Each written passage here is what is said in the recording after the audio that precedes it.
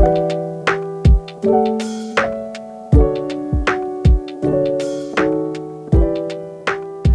welcome to Tribe Talk, where we take the sermon to a conversation.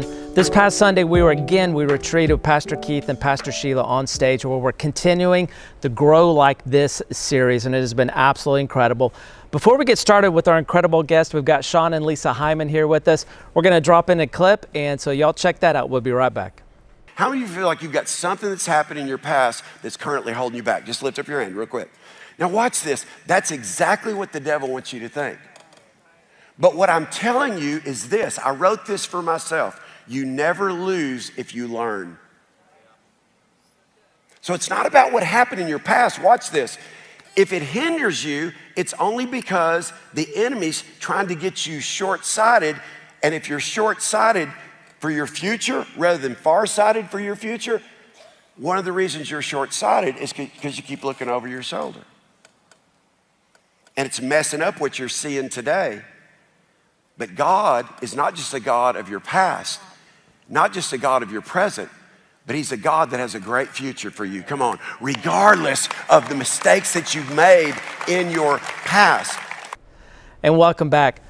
Sean and Lisa, we've been treated to have Pastor Keith and Pastor Sheila on the stage sharing, and the Grow Like This series has really been Pastor Keith and Pastor Sheila kind of, flowing with the Spirit. And I love that they're really kind of collaborating this conversation together. The first question, or the first thing that really stuck out to me, and when Pastor Keith made this comment, I actually paused. I was taking notes. It was absolutely incredible. But the question that he stated, I'll just say it like that: why would anybody want to be around you? And that question, or that statement, really stuck me. It really hit me pretty hard. And then he started going on about energy producers being productive. And I like how he's combining it with 2 Peter 1, 8 through 11, and that scripture.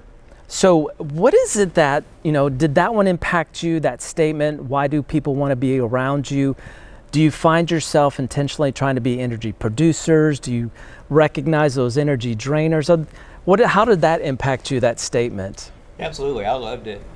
It was just kind of mind-blowing to me to think about from that perspective, because we usually think about like what's somebody or some business, what are they going to do for me, what's some mate going to do for me. It's really more about like what value do we bring or add to the relationship. So what do I bring? So, like for me, why would she want to be around me? I want to make it to where I would be the most uplifting, positive voice in her life. Now somebody can beat me in that's okay, but my goal is to be that for her, to where nobody talks of her as highly as I do. I've got a covenant with her. Nobody else I have a covenant with. The President of the United States is not more important. Nobody's more important. Most important person on the planet. So that's why, and so as I convey that's why somebody would want to be around me. But it's just all about the value that you bring. The more you build within yourself, the more that you have to offer to people. And I liked how they talked about how when you're confident, you're able to give more, but when you are not confident, you tend to be more of a taker-minded type person. And so, of course, that always works great in relationships when you are a giver type person, and ideally both people are. But if not at first, you control your side of the equation, so you always initiate the give, the value add, whether initially the other person does or not. Yeah, and I love how you brought up the confident piece. I'm going to go back. There's one other thing you said that I thought was really neat, was nobody's more important, than Lisa, even in the president. And I love, there's a story that Pastor Keith talks about where he was with a president. Yeah. Pastor Sheila called. He stopped the conversation with the president he was with so he could talk to Pastor Sheila, and that blows me away. Yeah. And I think that's absolutely incredible. Yeah, and I know I would do the same thing, and I know, Sean, you would do the same thing if Lisa called you. But you brought up the confident piece, and I think that is such a powerful statement. When you're confident in who you are, who you're growing to be, who you are in God, with God, then you become the giver, and that is an energy producing person, and that's what other people want to be around. I think that's great. Lisa, what is your thoughts on, being somebody that other people want to be around. Yeah, it hit me like it did you. It made me stop and think, wow, I never thought about it like that, you know? So I think every day that will probably hit me when I wake up in the morning, you know, because you can tend to be selfish and, you know, make things all about you. And, you know, I know when I'm around people like that, it is draining. So I don't want to be a drain, you know, I don't want to be a drain on somebody else. So value, just like he said, adding value to people. And I mean, I was with a lady yesterday helping, I'm starting to work back in a staging company.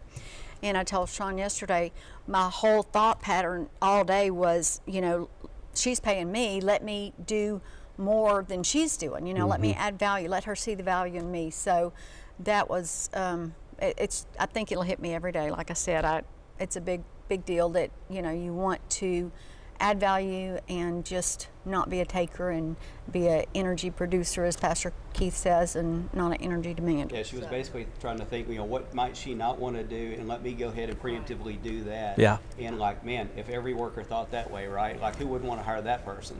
Exactly. And I think that's such a great thing is, you know, as an employee, you're like, where can I fill in the gap? Right. If there's a need, fill a need. Yep. Pastor Keith talks about that from the stage, and I love that you have that heart, you know, and awareness to say, hey, look, you know, I'm going to be that type of employee where I'm going to do more, I'm going to give more, and I imagine that comes through your confidence that you have, that you can do more and give more as a part of that, you know, being an employee for. My mom also taught me that. I give her credit for that. She's got a good mom there. She always told me, you know, you go spend the night with somebody, don't ever make them clean up after you. You know, if the mom's in the kitchen, this is teenagers, you know, mama's in the kitchen, you make sure you help that mama, whether the daughter does or not, you know, just on and on and on. So that's always stuck with me. Yeah, and that's great to have that example that, you know, your mother shared that with you and said, hey, listen, if you're going to be there, you're going to add value, even as a teenager. That's right. And I think that's even more valuable in relationships and your marriage. And I like how you said, when I wake up in the morning, what can I give? What can I do? What value can I add? And I believe that when you have that mindset, when you have that perspective, you're going to create a better marriage. And when we're others focused, we're being more mature. You know, we're exercising the maturity muscle, you know, and rather than the selfish muscle. And it's really when we're the most like Jesus, you know, because I mean, what did Jesus spend all of his time doing? Thinking about others, helping others. It was never about, I need an off day or it's me day or whatever. You know, he was always about other people. So the more we are like other people like that, the more we're naturally going to be viewed like Jesus. And also we're bucking the natural grain of things in the world that's always about me and myself and push me up, push you down, and, you know, dog eat dog type of mentality that's in the world. Yeah, and I like how you said that, to be more like Jesus. And, you know, one of the examples, Jesus felt compassion on the people that, you know, were gathering to listen to him speak. And it's a great segue because Pastor Sheila talked about compassion from the sermon, from the stage. And one of the things she said is compassion comes through listening. Mm-hmm. And it's difficult to listen a lot of times. And she shared a great example where, you know, she was having a difficult day with the kids and everything, and Pastor Keith was traveling. So she's just imagining, you know, he's having this great experience traveling while she's at home, you know, doing all the work with, you know, managing the household and the kids and everything. And then when he calls, she's like, oh my gosh, there's all these difficulties going on. And initially, Pastor Keith was like, well, I'll solve it for you. And she's like, time out. I just need you to listen to me. And it was neat that Pastor Keith said, and in that moment, I stopped and I listened. Mm-hmm. And I think that was, he was given to her his ear, if you will, the compassion, just to listen. And one of the things that they talk about, you know, our default is to blame other people and not listen to what people have to say to understand. And I know he brought up the book 7 Habits of Highly Effective People by Stephen Covey. Listen to understand first. I think that's such a great thing. And then what he also talked about, or what she talked about, Pastor Sheila, was when you minimize what's important to somebody, then you start judging them. And I was like, man, this past Sunday really hit me good. It was great stuff. And it can be like mates become competitors in a sense. Oh, you think you had a hard day? Well, my day was, here's how hard my day was, or what, it's like you both can have your hard day. You both can have it in a different way. They're really apples to oranges anyway. I mean, we both do different functions, and they're both their own kind of hard. They're both noble, and they're both worthy of their own respect. One's not better than the other. They just play different roles is all that it is. Yeah. Absolutely. Absolutely. And the listening thing is still probably my biggest challenge. That's probably most big couples' biggest challenge, but for sure one of my biggest challenges. Yeah. Welcome to the club, sir. Yep. Yeah, absolutely. and I think that's and Sean, you bring up a really good point where my heart is different from your heart, and when you start comparing the apples to oranges, it's totally different. Right. And Pastor Sheila brought up the point where Pastor Keith's workout is his workout. Right. Whereas if Pastor Keith is looking at Pastor Sheila's workout, that's average. Yeah. So if you're comparing those apples to oranges, it's not going to work. Yeah, and then absolutely. like you said, it starts getting competitive, and that's not going to work. So I want to say it was Pastor Keith, but somebody had said, have high expectations on yourself and low expectations on others.